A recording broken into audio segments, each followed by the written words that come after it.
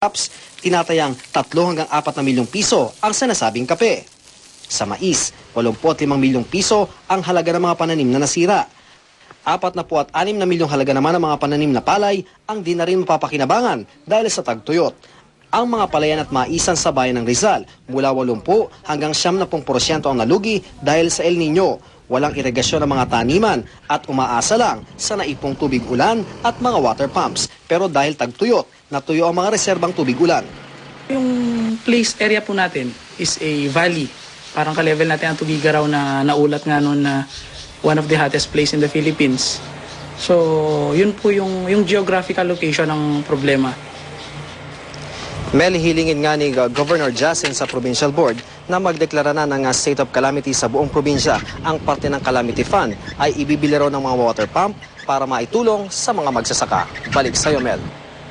Maraming salamat sa iyo, Ian Cruz. Kaligtasan mo sa Alerto 24.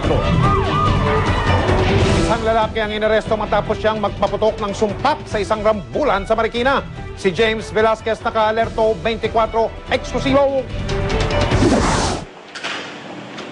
Hindi makaharap sa GMA News ang lalaking ito matapos mahulihan ng isang sumpak na gagamitin niya sana sa isang rambol sa may kanto ng Recto Street at Ilang-Ilang, Marikina City. Gawa sa putol na tubong bakal at binaling bahagi ng tinidor at kargado ng isang kalibre 38 bala ng baril ang sumpak na nakumpiska mula kay Aldrin Ignacio.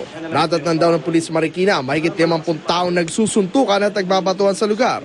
Pati mobile ng barangay, nadamay. Pero natigilan daw ang lahat ng paputukin ni Ignacio ang bitbit na sumpak. Nagulat na lang ako nung yung isang lalaki bumunot nga siya ng baril. Kasi medyo makita po si stainless yung baril niya. Nakita ko, tinututok-tutok niya, tapos pinutok niya na. So nung nakita ko na yun, nilapitan ko na siya. Sa kabutihang palad, walang tinamaan sa pagpapaputok ng suspect. Tumanggi magbigay ng pahayag si Ignacio. Pero katwiran ng kanyang ina, napilitan lamang daw ang anak na ipagtanggol ang isa nitong naagrabyadong kabarkada. Inaamin naman ng anak ko na talagang pero kung hindi niya ginawa yun, malamang yung kaibigan niya ipatay. Kasi yung kaibigan yun, napapasa ilalim, talagang basag ang muka. Nag-self-defense lang. Sa takot na balikan ng grupo ng suspect, hindi na nagbigay ng pahayag ang mga naninirahan sa Recto Street. Patuloy na iniimbestigahan ng pulisya kung aling grupo nagsimula ng kaguluhan. Makakasuhan si Ignacio ng attempted homicide, indiscriminate firing at illegal possession of firearms and ammunition in relation to the Omnibus Election Code. James Velasquez sa Alerto 24. 3 gwardiya ng isang subdivision sa lungsod ng Quezon ang inaresto matapos umano nilang barilin ang isang motorista at ang alaga niyang aso. Malubha ang motorista, patay naman ang aso. Si Oscar Oida, naka-alerto 24, eksklusibo. Nalalagay ngayon sa alanganin ng mga gwardya ng isang subdivision sa Fairview, Quezon City matapos masangkot sa pamamaril. Ang biktima, isang 29 anyos na nagangalang Ronnie Cordero, nakasalukuyang nasa kritikal na kondisyon matapos mabaril sa may likuran, habang patay naman ang aso nitong Labrador. Alas 9 ng gabi nang may makagitgitan umano sa may Commonwealth Avenue ang biktima upang makatakas. Pinasok umano ng biktima ang kanyang sasakyan sa may North Fairview Subdivision at nang siya'y palabas na ng subdivision, Pinabababa siya ng mga gwardya. Nag-resist siya na tumalilis. Binaril. Pinaputukan. Shotgun ang ginamit sa likod tumama. sa pool sa unang pamamaril ang Labrador ng biktima na agad binawian ng buhay matapos mapuruhan. Sa puntong ito, bumaba na si Cordero ng kanyang sasakyan para kumprontahin ang mga gwardya. Naglalakad siya pag malapit na sa guardhouse. Yung may narinig daw yung mga bystander doon na putok. Ngayon tinamahan siya sa likod, 3 Tapos may nagsabi doon sa asawa niya na may tama yung kasama niya.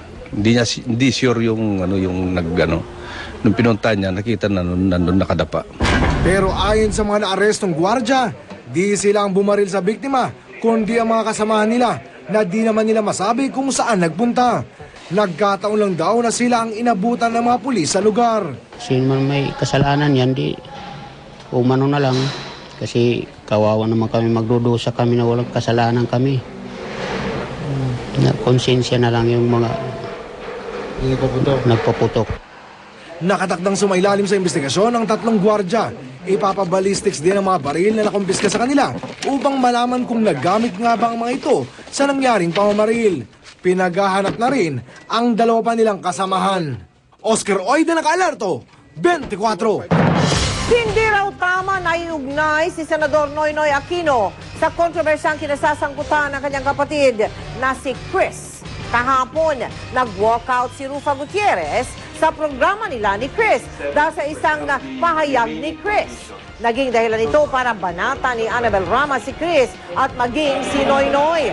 Pero ayon sa National Campaign Manager ng Liberal Party na si Butchamad, ang kwalifikasyon naman ng isang kandidato ang pagbasihan ng pagboto. Wala rin daw balak makialam ang senador sa issue tungkol kay Chris. Sa kabila ng issue, nakikita pa rin daw ng partido ang mga naitutulong ni Chris sa kampanya. Hindi rin sila naniniwalang makakaapekto ang kontrobersya sa kandidatura ni Noynoy. Fair to Senator Aquino. Ang gusto ni Senator Aquino si Chris na lamang ang magsaayos niyan kasi batay sa karanasan kayang-kaya namang harapin at ayusin yan ni Chris. Ang tabayanan po ninyo mamaya, may pahayag po si Chris Aquino tungkol sa bagay na ito. Inamo ni Senador Richard Gordon si Senador Manuel Villar na sumailalim sa tinatawag na lie detector test. Sa pagsalang ni Gordon sa UH Hiritan 2010 kaninang umaga, muli niyang iginiit na may ipinadalang emisaryo si Villar para patrasin siya sa pagtakbo sa pagkapangulo. Sasabihin niya raw kung sino ang emisaryo na yon kapag sumalang sila sa lie detector test. Dati nang itinanggi ni Villar ang paratang ni Gordon. Ayon sa Partido Nasyonalista ni Villar, luma na ang isyu na yan at hindi na nila papansinin.